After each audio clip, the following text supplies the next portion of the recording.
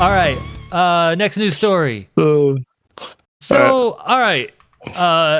Battlefield 6 is using an mhm. anti-cheat feature that's not the right word. They're using anti-cheat, a certain kind of anti-cheat that you have to go into BIOS to make work. Is that how I read this? So, yeah, most motherboards these days have this enabled by default. Okay. But yes, so there's this thing called 2PM 2.0, and it is required for Windows now to be an option, and then like Windows 11, and there's this feature called Secure Boot, and you need this to be on for it to function, and your computer needs to be able to use this. Which means if you have a computer that's a certain age, like 20, I think 17 or 18 is the cutoff. Wow. Yeah, this has been around for a while. You cannot play the game. Also, it means if you're running on Linux, you cannot play the game. RIP Steam Deck users. Damn. Uh, and they say they're pleased with the effectiveness of Secure Boot, which are some of the strongest tools in our toolbox to stop cheating. We're happy with how the anti-cheat performed. Obviously, I'll say we can never be perfect. Anti-cheat is always a cat and mouse game. We're constantly going back and forth, keeping on top of what cheaters are doing. But from the beginning, this is something we put in high priority. Something we want to see, and we have a really strong anti-cheat in place. Again, nothing makes cheating impossible. Enabling Secure Boot and having kernel-level access makes it so much harder to cheat, and so much easier for us to find and stop cheating. So this is kernel-level access. Yes, it is kernel-level access. Yeah, this is bullshit. This is bullshit. This is them not wanting to. I get so pissed about this. I know. The moment I was reading through this and I saw kernel level, I was like, oh no. I was just. Look, I've already accepted that so many games do it now that I can't avoid it. It was the shitty part. Mm-hmm. Like Helldivers does it. Like I can't avoid it. Fucking Helldivers does it. So yeah, this is stupid. This is really stupid. It creates a potential security issue for the user, and it is just, it's going to be in place for Black Ops 7 as well, and you don't need this. You really don't. There are other ways to stop cheaters and slow down cheaters, but the answer is you don't want to fucking do that. You don't want to take the time and the money to invest in that, and this is way easier. Which, fine. I get it. It just sounds like we'll want to play on these kinds of games on console. Yeah, which sucks, because I don't want to play a game like Battlefield on my fucking console. You want to take advantage of your beefy PC that you just built, and it sounds like any game that is multiplayer that is of that level to take advantage of that machine is going to probably do this now. I mean, yeah, I think that, I know what 2XKO is definitely doing, because all of Riot's games do that shit now. Right, Valorant was a big news story, when that happened. That was a big deal when that happened, and now it's just everyone's doing it. There wasn't enough pushback or something, I don't know. Well, barely, dude. There's so little of the audience that knows this actually is a thing. Right. So it's whatever.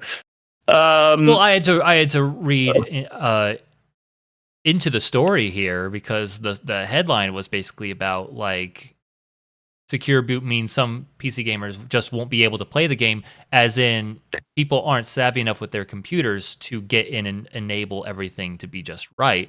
And then the kernel bit was just stuck in there. So the PC gamers being able to get in and turn it on, I actually don't even think that's the hard part. Right. I think it's I forget what button it is. I think it's F12. You mash F12 at boot. You go in. Most BIOSes now have a search function. You search for Secure Boot. You turn it on TPM on. Save and quit. And restart. Anyone who's trying to get their computer to work with the game, if this ends up being the case, they search, why is this happening? Reddit. and then Yeah, don't get and the answer. I actually didn't have it enabled on my old computer when I booted into the like the old like because they added this to Battlefield 2042. Okay. And I didn't have it enabled on my old computer, and they even give you a link to here's how you turn this shit on. Right. So yeah, it's the unfortunate future because, like you said, developers just don't want to do the hard part of actually policing the game. It's part of just a larger push of like it feels like 2025 is the year of like I guess we don't care anymore.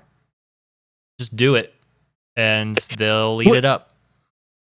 Which I think eventually that's going to lead to that happening from employees. Mm-hmm.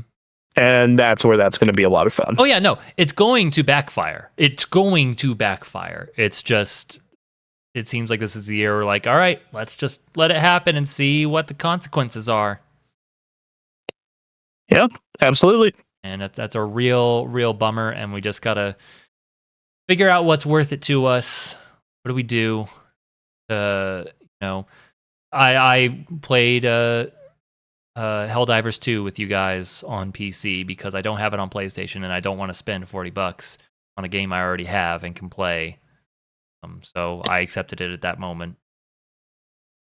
If it was a game I played more regularly, then I would consider making the switch. Yeah, no, I've definitely been in that scenario where like, I don't want to buy this twice. That's why I didn't bring my Switch 2 down to Evo's because I already own Street Fighter on my Steam Deck. So I was like, I'm not gonna bring the deck. Yep. So, yeah, and I think as a consumer, it's really easy to avoid all this crap. But like, not because a lot of the games you want to play have this kind of shit in it in one way or another. Be it, and I don't just mean like secure boot, crappy DRM practices. I mean like they have predatory microtransactions. They're overpriced. They launch buggy. They if you want to play games that are like only in a good state and at a good price and with no predatory microtransactions and none of these bullcrap DRM anti-cheat nonsense, then all right, then you're just gonna wait 2 years to play anything at least, and then also be playing primarily indie games. Right, you're gonna be playing smaller and indie games, basically, and retro games. Yeah, like occasionally something like Expedition 33 will come out. Right. Yeah. So and that's not the worst way to live. It's just if you're like us, or if you're like you want to be part of a community that's currently really active right now, they just have to suck it up, I guess. Yeah, 100%. What the industry had decided, so that's what we're doing. Real bummer, but we're like a lot of bummers today. We're just gonna ride the waves and do what we can for ourselves. Yeah, basically. Next news story.